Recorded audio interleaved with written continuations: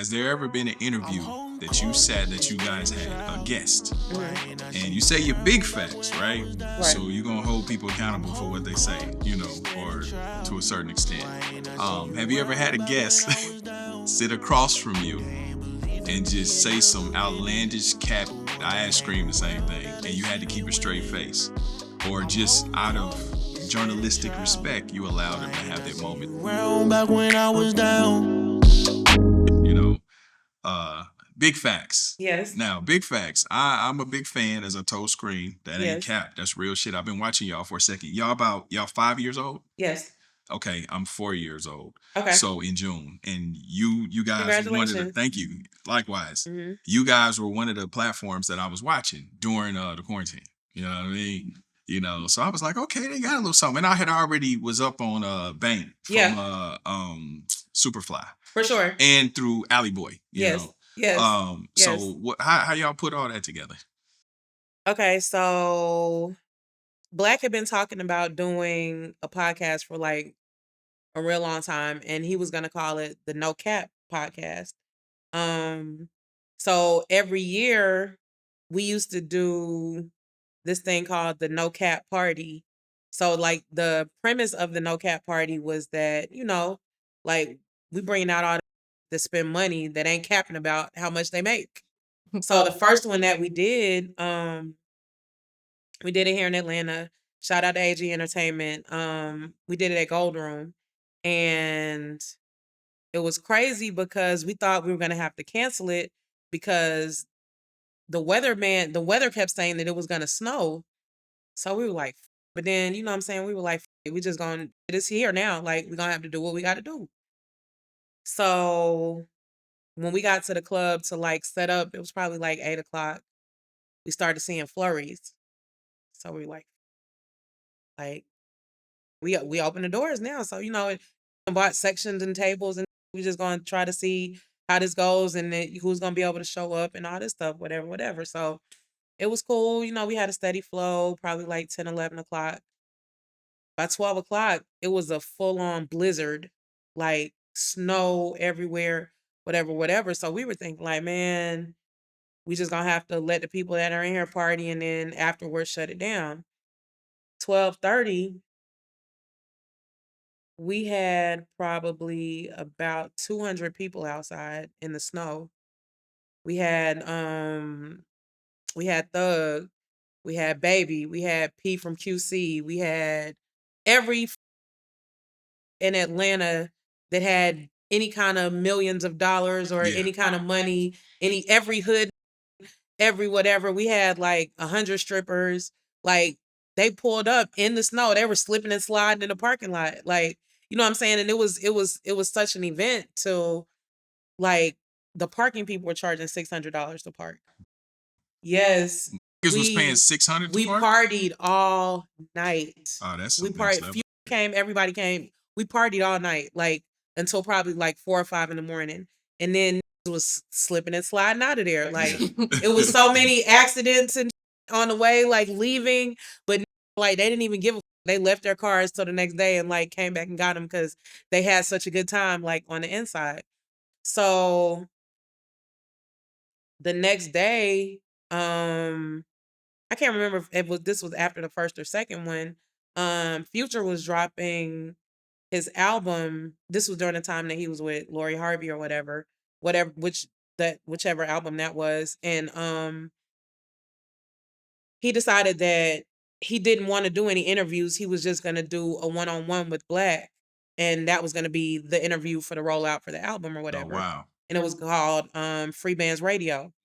So the night after the No Cap party, well, not even the night after, we just stayed up and got on a flight and went to New York, and we recorded it was set up like a podcast situation. So we recorded the Free Bands Radio in the studio in New York, and then they edited it and put it out the next day, and then the album dropped that Friday. So it went viral because Black was asking him, because him and Black are like best friends.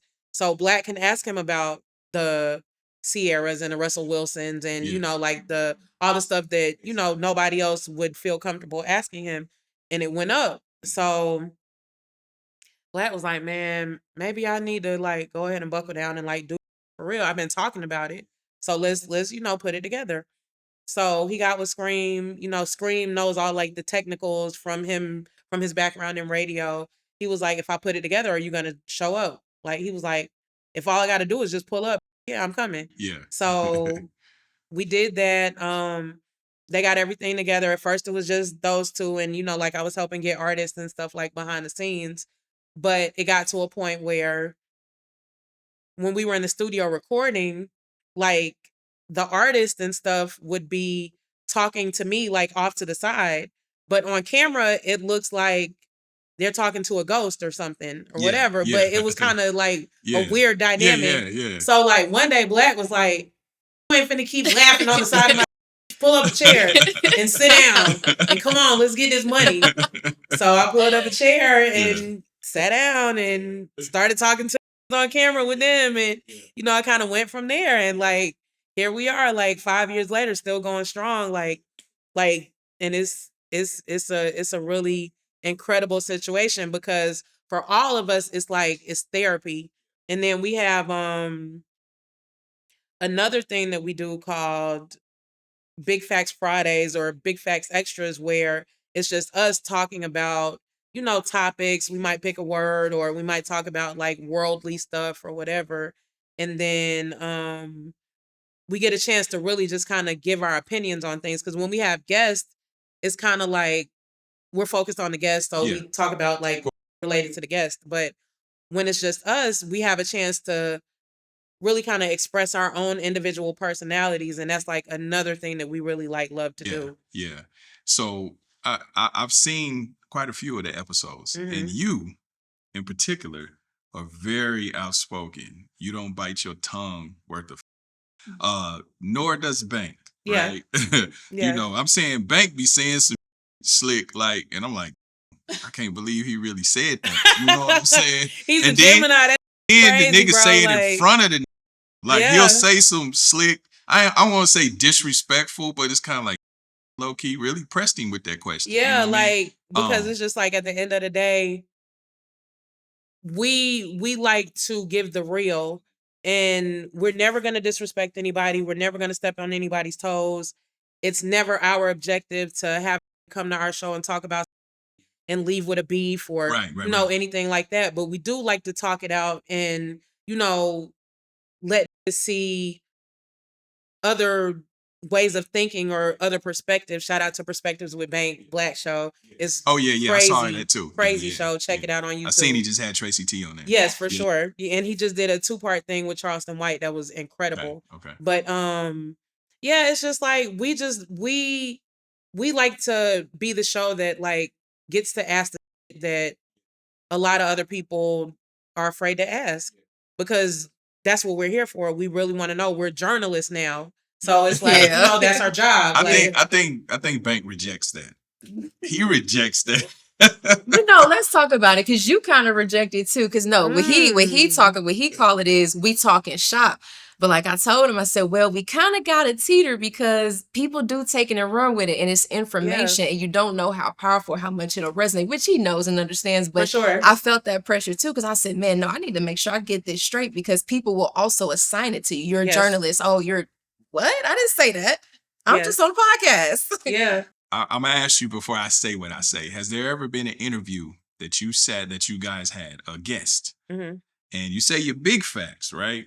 So you're going to hold people accountable for what they say, or to a certain extent. Have you ever had a guest sit across from you and just say some outlandish cap? I asked Scream the same thing, and you had to keep a straight face? Or just out of journalistic respect, you allow them to have that moment, so you become complicit in the cap somewhat? But have you ever had an interview like Several. that? What's the biggest one? The biggest cap? I know we know the same one. We have to be thinking about the same one.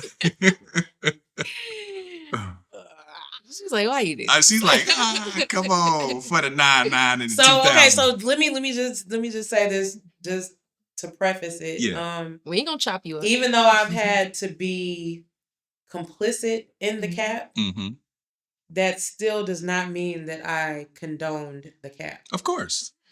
My complacency or complicity or whatever you call that, like, does not in any way, shape, or form mean that I agreed with that.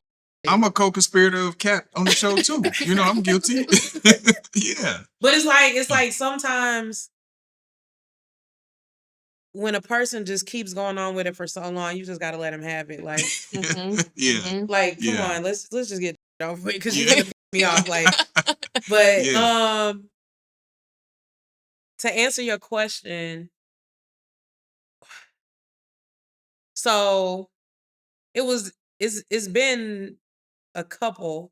Like, we had two recently, that were, you know,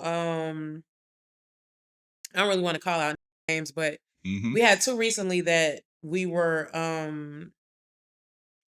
I don't really want to say investigating, but we were speaking on like some allegations regarding like I know what some you're talking about. Snitching yes, stuff. Yes, I saw it. And it was just a lot going on with that. Was I saw that, and you that pressed required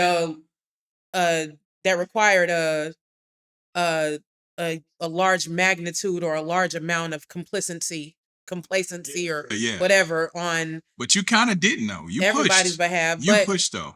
I had to push through because at the end of the day, I felt like if I sat there and allowed that, then everything that I claimed to believe in and everything that I claimed to stand on would go out the window the same way that it did with the guest when he did what he did. So I couldn't let that happen. And then on top of that, it wasn't just like it was a guest. This is somebody that I knew personally that I looked at as a friend, and it was painful for me because I felt like I was being lied to my face. And I kind of felt the way about that because I looked at it kind of like a form of disrespect to a certain extent. Felt like because we got personal. My intelligence was, I felt like my intelligence was being played with, and I didn't really, take kindly to that. And that bothered me, and it really affected me. And we had another guest, this was a couple of years ago, and it involved some allegations like with a transsexual. And